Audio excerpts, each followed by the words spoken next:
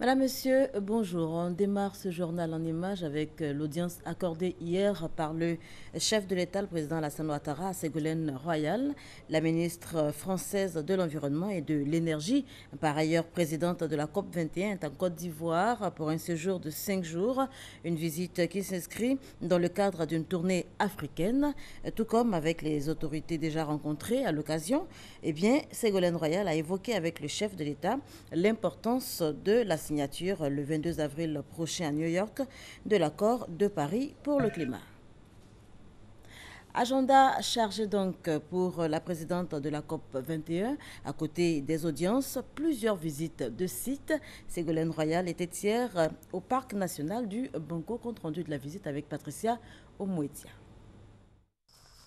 Une randonnée dans le parc national du Banco, un parcours d'une demi-journée au cœur de la nature, une visite de découverte et d'information pour la ministre française de l'écologie, du développement durable et de l'énergie. Ce site de 600 hectares de forêt primaire abrite 764 espèces d'arbres plantés et une maison de la nature. Des échanges et des informations soutenus par les directeurs de l'OIPR, l'Office ivoirien des parcs et réserves. Le modèle de développement des ouvrages d'assainissement du parc et de la ville d'Abidjan ont été évoqués.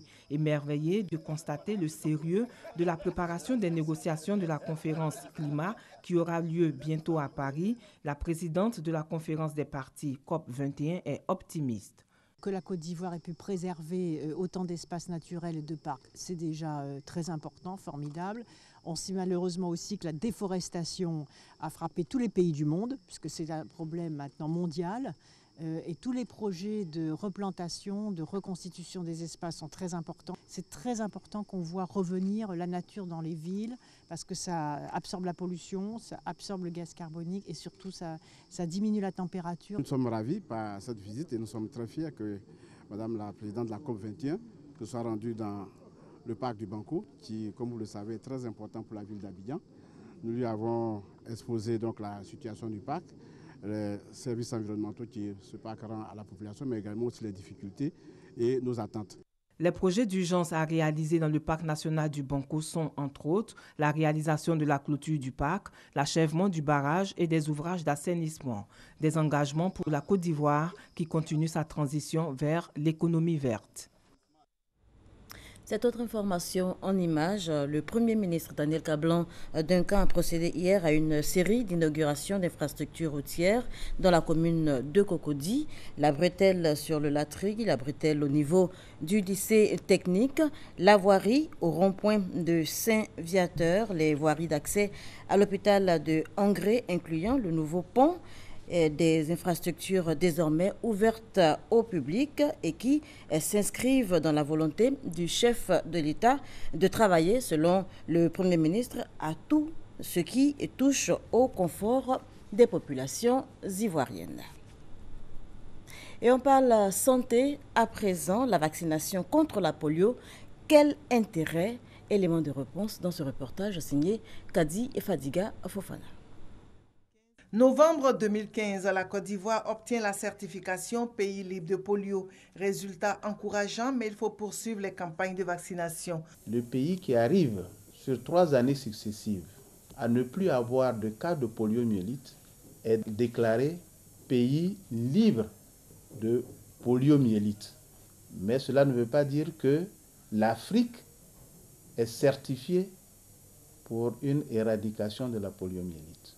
Il s'agit d'amener tous les pays d'un continent à avoir de bons résultats qui permettent de certifier le continent libre de poliomyélite.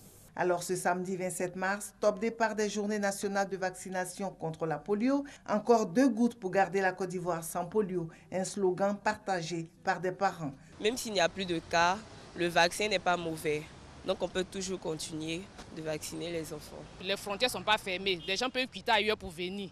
Les maladies sont toujours là. Donc il faut toujours lutter pour ça. 3 passages pour cette année 2016 et plus de 8 millions d'enfants de 0 à 59 mois sont concernés. Et l'enjeu est de taille.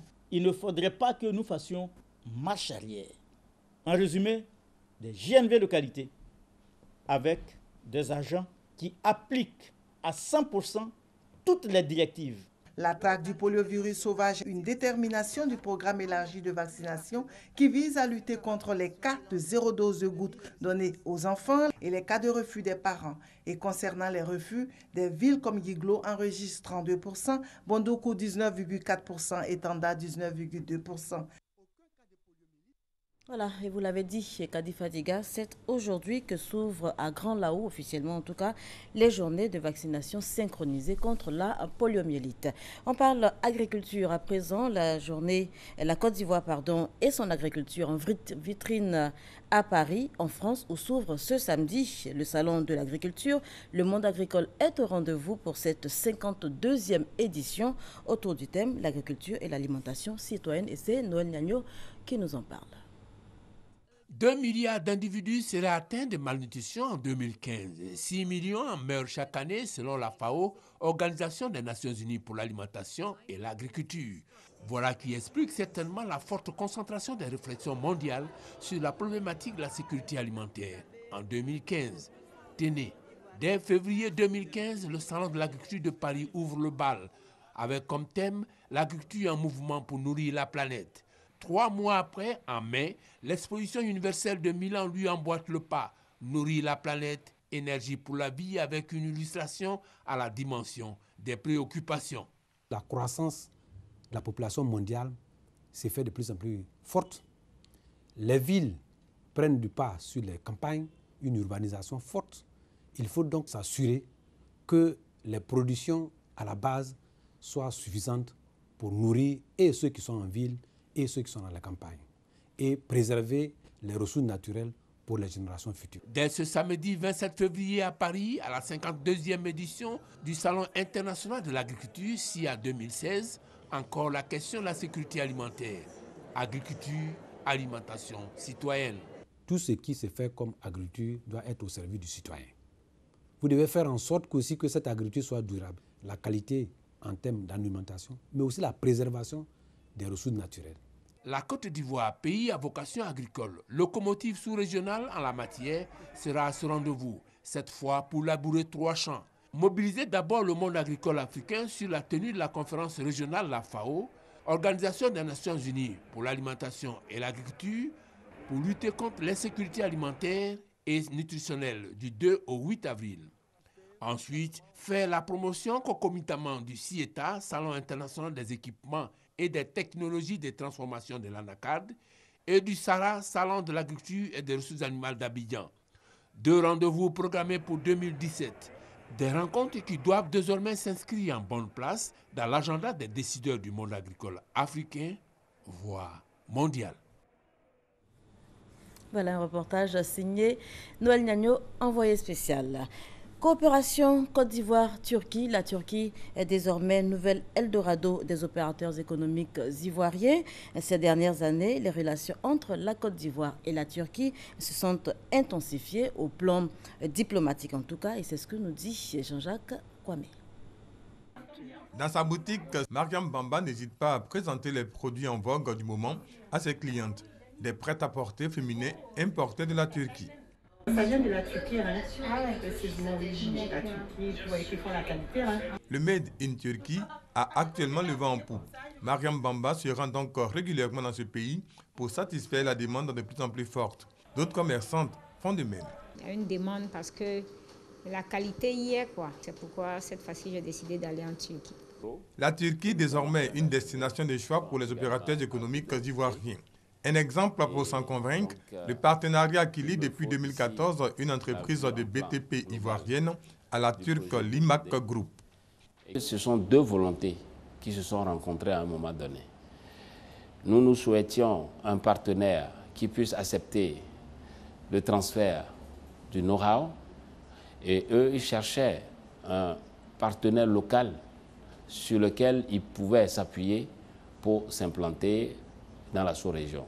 De cette coopération est attendue la construction de 3000 logements sociaux, comme ici à Songon, pour un coût de 150 milliards de francs CFA, mais aussi une cimenterie actuellement en construction à Tingué pour un investissement d'environ 100 milliards de francs CFA. Pour un début, nous parlons de à peu près 110 emplois directs et 500 emplois indirects, mais à la fin de l'investissement, nous serons à 500 emplois directs et près de 3000 emplois indirects. Les deux parties comptent aller plus loin. Elles ont en projet la réalisation d'une centrale thermique à combustion charbon. Le projet, presque finalisé, sera présenté au gouvernement avant la fin de l'année 2016. Hors de chez nous, présidentiel au Niger, les résultats donnent le président sortant Mahamadou Issoufou en tête. Il devra affronter au second tour l'opposant Ama Amadou qui, vous le savez, est en prison pour trafic de bébés. Tout le monde s'accorde à dire que cette fois-ci va se dérouler quelque chose d'inédit au Niger, la victoire d'un candidat à l'élection présidentielle dès le premier tour. Quelque chose d'inédit s'est effectivement produit au Niger, mais ce n'est pas ce qu'avait prédit Mahamadou Issoufou. La victoire par KO n'a pas eu lieu. Il y aura un second tour au cours duquel il devra affronter son pire ennemi, Ama Amadou. Fait inédit, en prison depuis novembre dernier, donc loin du théâtre de la campagne, l'opposant réussit tout de même à s'arracher un ticket pour le second tour, quoique crédité de seulement 17% des voix, contre 48% pour le président sortant, selon les résultats officiels proclamés par la CENI dans l'après-midi du vendredi.